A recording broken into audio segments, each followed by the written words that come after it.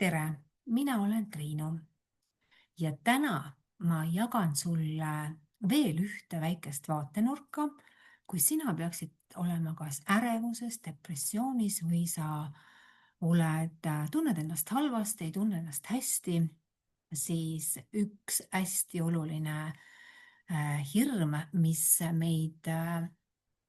meil takistab elamas siis ütleme niimoodi, et ühenduses iseendaga ja universumi külluse energiaga on selline asi, et hirm, et mind ei armastata sellisena, nagu mina olen.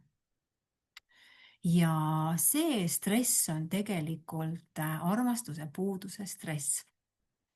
Mina sain seda väga tugevalt ja mind väga huvitas just, et kust kohast see tuleb. Kust tuleb selline stress nagu armastuse puuduse stress? Ja kuna sa tead, et mulle meeldib häkkida lahti mustreid, siis ma lihtsalt jagan sulle, kust tuleb see muster. See on selline muster, et kui meie esivanemad elasid sellel tasandil, kus nende teadlikkus oli. Ehk siis teadvuse tasand oli nendel täpselt seal, kus oli, ehk siis ellujäämine ja nad ei osanud oma mustreid teadvustada. Täna teadvus tõuseb ja me inimestena saame aru oma mustritest. Sest ärevus ja depressioon ja kõik haigused on märk sellest, et sa oled võtnud nii palju esivanemate mustreid üle ja ka sa ise ei saagi aru, sest sa ei ole olnud, kui sa ei ole endaga tegelenud, siis sa ei saa aru, et sa oled teinud hingelepingu, et ma tulen siia maa peale ja aitan oma suguvõsa energiat tõsta. Nii et kui sina oled täna selles kohas, et sul ei ole hea olla, sul on ärevus ja depressioon ja siis sa mõtled, et mida ma valesti teen. Sa ei tee tegelikult valesti mitte midagi, sest sina oled võtnud selle enda kanda, et sa aitad suguvõsa energiat tõsta. Ja nüüd on siis see koht, et hirm, et mind ei armastata sellisena, nagu mina olen. Sest see on sellepärast, et sa oled niivõrd unikaalne.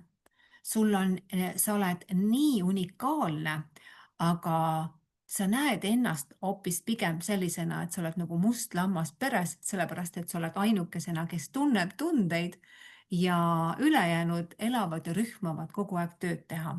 Nii et mina tean seda tunnet, et kui mina tundsin kogu aeg kõiki asju, siis ülejäänud lähedased minu ümber ei tundnud midagi.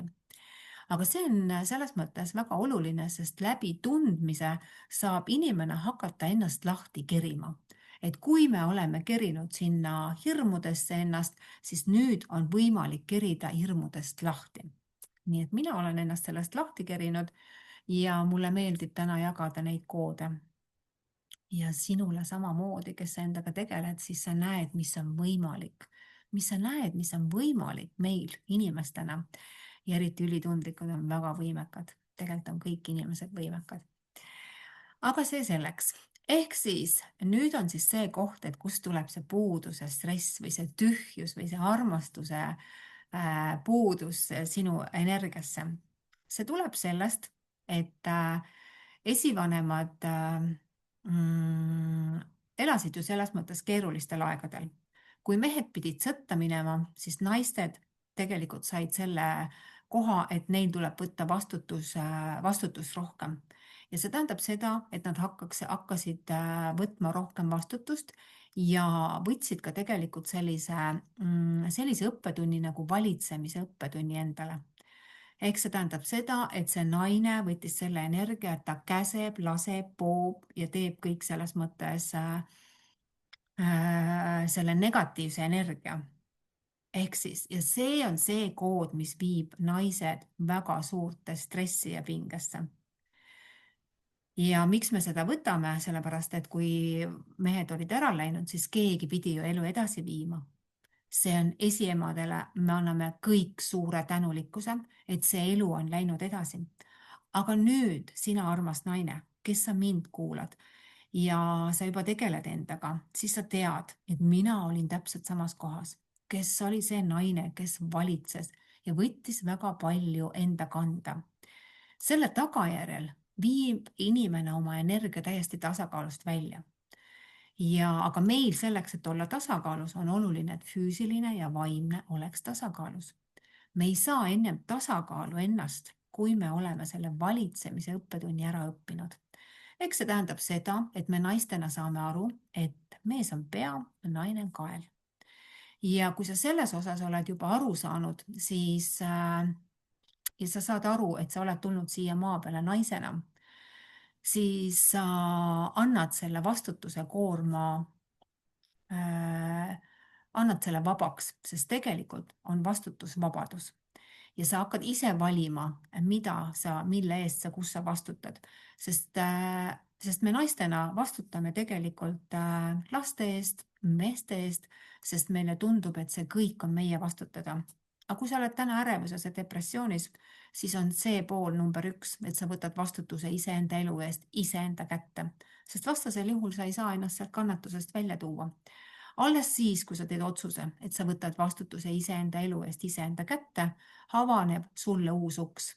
Võttes vastutuse, hakkad sa avama endas muutuse ukse.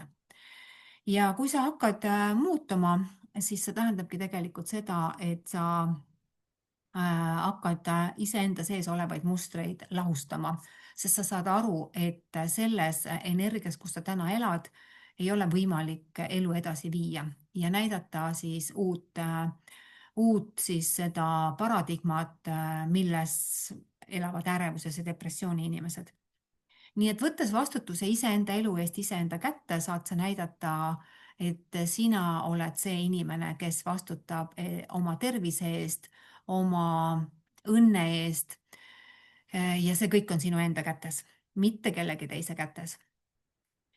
Ja see valitsemine, mis siis meile on kaasa pakitud, on negatiivne energia ja see tuleb lihtsalt meil lahustada, lahti lasta, sest me ei pea enam valitsema.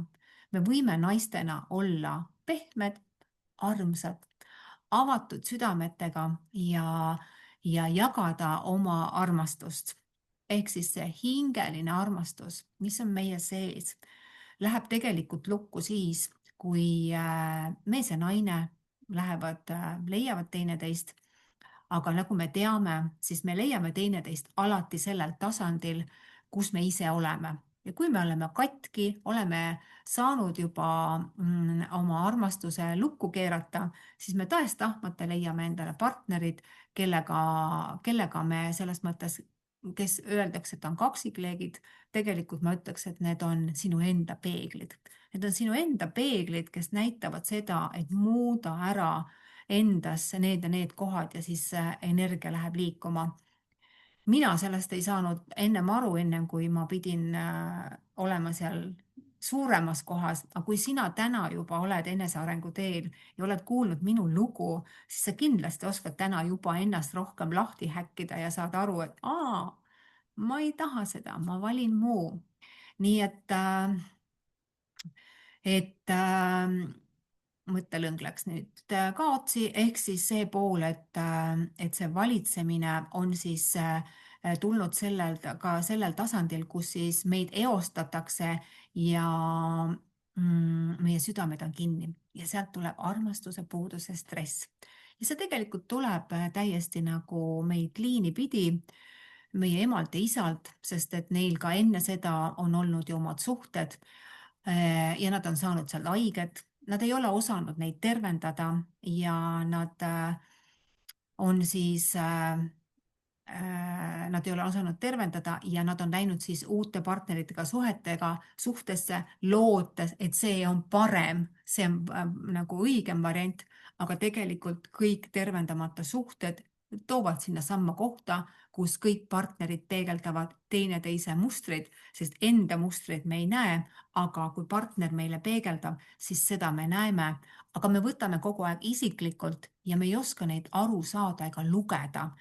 Ja sellepärast ongi see pool, et selleks, et leida või minna uude suhtesse, on vaja sul tervendada iseennast ära, sest vastasel juhul sa tõmbad täpselt samasuguse partneri ja oled täpselt samasuguses võitluses, nii nagu olid sa eelmises suhtes. nii et see on minu jaoks nagu läbi käidud tee ja ma saan täna täiesti aru, et ennem sa ei saa edasi liikuda, kui sa oled iseenda armastuse puuduse stressi lahustanud. Ehk siis see külm, kalkuleeriv ja mõistusega naine on siis see, kes võiks tulla sinna kohta, kus on see päris hingeline armastus, kus on see tingimusteta armastus iseenda suhtes. Nii et kui me armastame iseennast, siis maailm peegeldab meile seda vastu. Nii et elu on peegel, nii et selles mõttes sa saad sellest kõige paremini aru. Seda, mida elu sulle peegeldab, seda sa saad. Nii et avades siis iseenda südame ja tulles ära sinna iseenda pehmusesse, saab energia liikuma hakata ja armastuse puuduse stress saab lahustuda. Sest kui sa tunned täna tühjust ja armastust veel ei tunne, siis tea, et sul on võimalik see ära tervendada. Sest ma tegin täna just ühe seansi, valmis seansi, kes siis tunnevad ennast selles kohas ära, sest et see valitsemine on negatiivne energia, aga meil on vaja tulla usaldusse ja naisena ühendusse oma naiselikkusega ja võtta vastu siis seda suuremat külluse energiat, kosmoseenergiat, milleks me naised oleme võimelised. Nii et aitäh sulle, kui sa kuulasid mind, sa tead, et ma olen täna teadvusavardaja ja just inimestele, kes otsivad kasvu. Aitäh sulle, ilusat päeva!